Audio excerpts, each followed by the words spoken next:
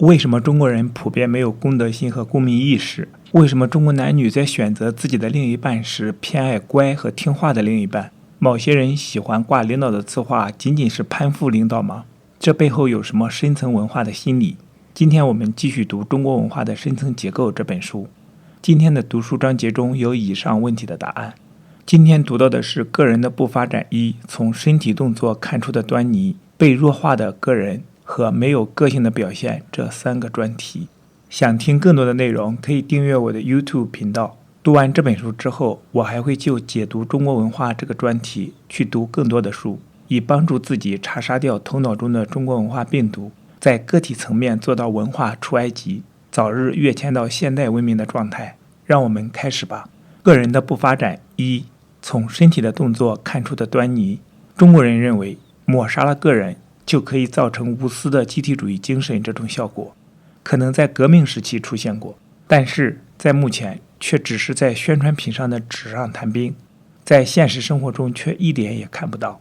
在现实生活中看到的是，抹杀个人并没有促进集体的公益，突然造成了个人的不发展而已。这种不发展状态既没有私也没有公，只是一种公与私两败俱伤的状态。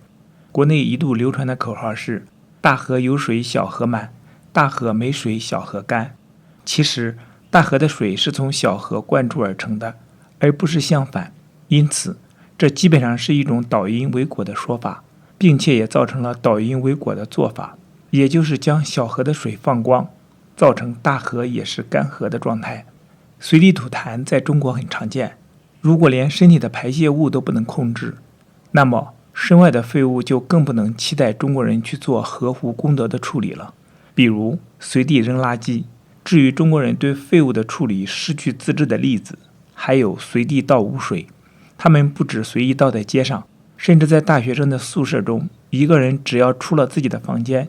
就会随便将水泼在走廊上。中国人的这种态度在运用到陌生人身上就变成了损人利己。在上公共汽车时，一般都是不排队的，即使在栏杆内还想扒在别人前头。在商店中购物，则会用身体或胳膊肘先将别人顶开。这类动作又往往不是故意的，而是像儿童一般浑然不觉。一个他智他虑的人，在生活的整个方面可以被外来的压力弄得毫无个性，凡事逆来顺受，对自己的估价很低，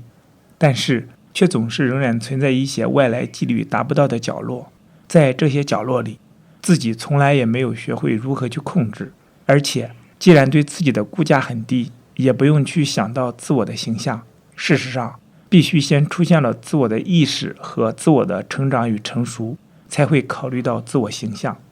一个不是自我组织的人，就往往连身体的动作也控制不了，比如抖腿。像这一类的小动作就很具体形象化地说明了中国人的个体之不发达。第2个专题，被弱化了的个人。一些不自觉的身体小动作显示了中国人多是被弱化的个体。至于这样的一个人的心理状态，还可以由其他一些身体语言表达出来。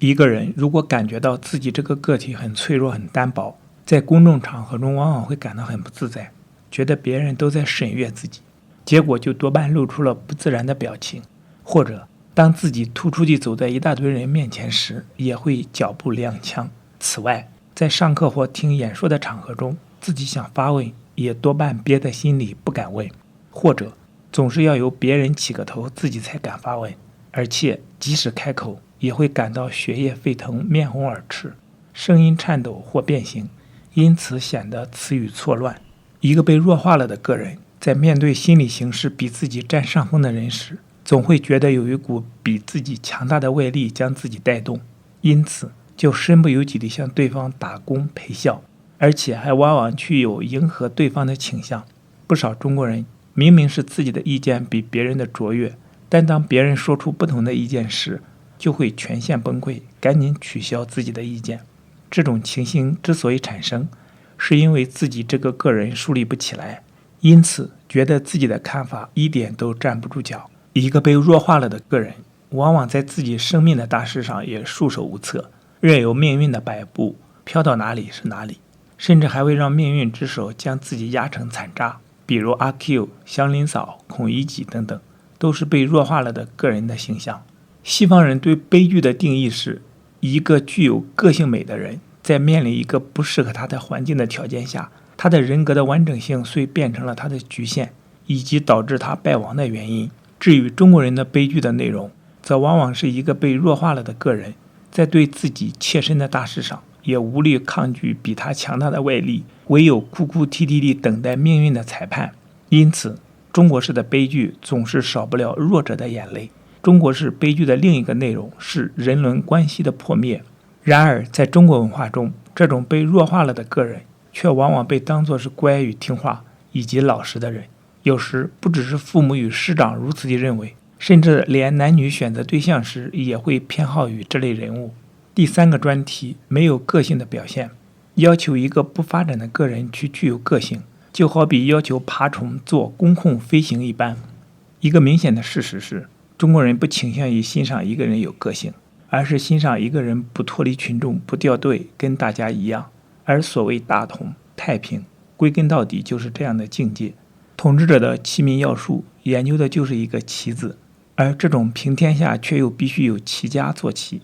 在要跟大家一样的压力底下，中国人即使要表现自己的攻击性，其方式也是很奇特的。比如，为了获得大家的认可，中国人要搞斗争，也必须说是为了整体利益。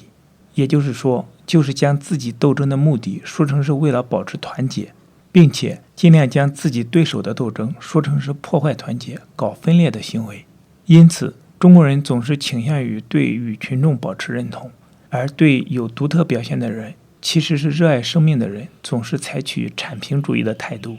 中国人既然力求正常，